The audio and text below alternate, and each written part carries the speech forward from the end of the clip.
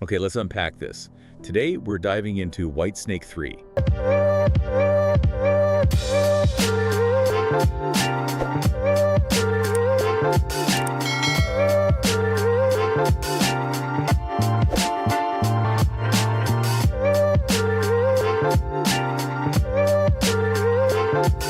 Afloat. Or Bai Suzhen, yeah. Right. It's that much anticipated animated film that's really been making some significant waves, especially for fans of those epic Chinese legends. Definitely. It basically scoured everything we could find, official production notes, fan discussions online, critical reviews. Oh, works. Exactly, to try and pull out the most important bits of knowledge for you. So the mission here is simple. Give you a shortcut to being really well informed about this latest chapter in the White Snake saga. So you know what to expect, why it matters. Precisely. We're asking, how does Afloat really manage to honor this timeless legend, but also, evolve its characters and tone? And what's that mean for the future of Light Chaser Animation's whole saga? It's a big question. It is. And yeah, this one's from Light Chaser Animation, obviously known for their stunning work, and it hit cinemas in China back on August 10th, 2024. Yeah, and what's really fascinating here, I think, isn't just the film itself, but where they put it, chronologically. Okay. It's set after the 2019 White Snake, but before Green Snake, the 2021 film. Ah, okay, so it's a bridge. It's totally a bridge. And that feels deliberate. It's not just filling a gap. It feels like a strategic move by Light Chaser. How so? Well, think about Green Snake. That one explored a very different narrative, right? More focused on Verta, more independent. Yeah, the sister story. Exactly. So placing Afloat here lets them recenter the original romance after that different take. It kind of suggests they're listening to fans who maybe wanted that classic couple back. Huh. That's interesting. Like unifying the saga's emotional core, maybe? Could be. It definitely sets the stage for what we're diving into. The film's core romance, its new tone, how the characters develop, the visuals, of course, and what the fans are actually saying. Right. So, speaking of that core romance, this is where it gets really interesting for people who love the classic tale, isn't there? Afloat goes right back to Xu Xian and Bai Suzhen. It absolutely does. This chapter makes a really distinct return to that traditional love story, the mythic elements from the original folktale. And Xu Xian's back, but different. He's reincarnated. Yeah, he returns something like 500 years later. And this time, he's a doctor, described as really compassionate. Okay, so the film explores their love story again, but with maybe new challenges. Themes of reincarnation playing a bigger role. Definitely. It's a clear contrast, like we said, to the sister-centric focus of Green Snake. This is very much positioned as a heartfelt, faithful retelling or continuation, maybe, of Xu Xian and Bai Suzhen's eternal love. A reaffirmation of the saga's roots, almost. It's a good way to put it, yeah. So it sounds like a deliberate pivot back to the heart of the legend. What about the film's tone, though? I saw sources suggesting a noticeable shift. How does it balance being this epic story with what some critics called a, quote, lighter, more comedic approach?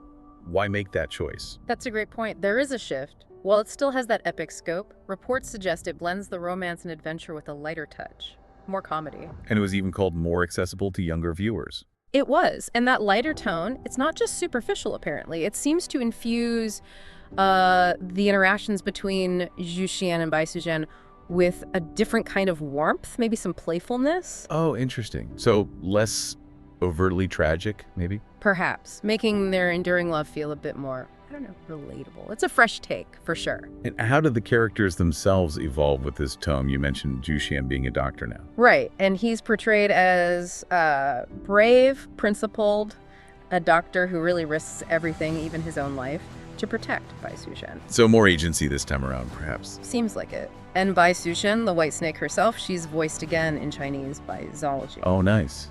So continuity there for the fans. Definitely. That familiar voice grounds her character. You mentioned a more dynamic Xu Xian. Yeah. Any other character developments or new faces that jumped out from the sources? Yes, actually.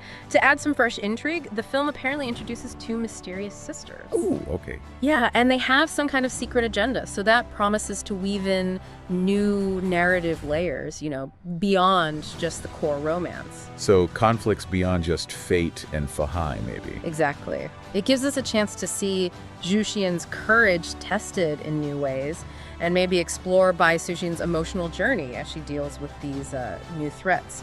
It's not just about them getting back together, but how they handle this world. Together. Okay. Now, I'm curious if this lighter tone affects the visuals at all. Yeah. Because Light Chaser, I mean, their animation is consistently breathtaking. Oh, absolutely. That's one thing that's always praised, and Afloat seems no exception. You can expect those lush visuals, the rich detail. The mytho-modern aesthetic, they call it. Exactly. That unique blend. They have traditional Chinese art influences mixed with really cutting-edge 3D animation. It's reportedly in full force here. Did the sources mention anything specific they pushed further this time, visually? Yeah, a few things. Some sources highlighted advancements in, like, character ligging for more subtle facial expressions. Oh, okay. And also fluid dynamics, especially for water effects, which, for a film called Afloat, Makes sense. right? It allows for even more dynamic action sequences, more expressive character moments. The visual artistry is clearly a huge draw. And that must tie into the buzz in the box office, Yeah. right? I saw something about pre-sales. Oh yeah, the pre-sales for opening day in China were apparently over 1 million. Wow. Which is, what, about 150,000 US dollars? Roughly, yeah. And that momentum reportedly continued strong through August. It really shows people were hyped, maybe especially for this return to the main romance, visually celebrated. That's serious anticipation. So what are the fans saying? Are they digging this mix of visuals and the more romantic story? Well, judging from the fan discussions online, it really seems to have resonated. Yeah. Yeah, commentary often highlights how Afloat kind of picks up right where the original film left off.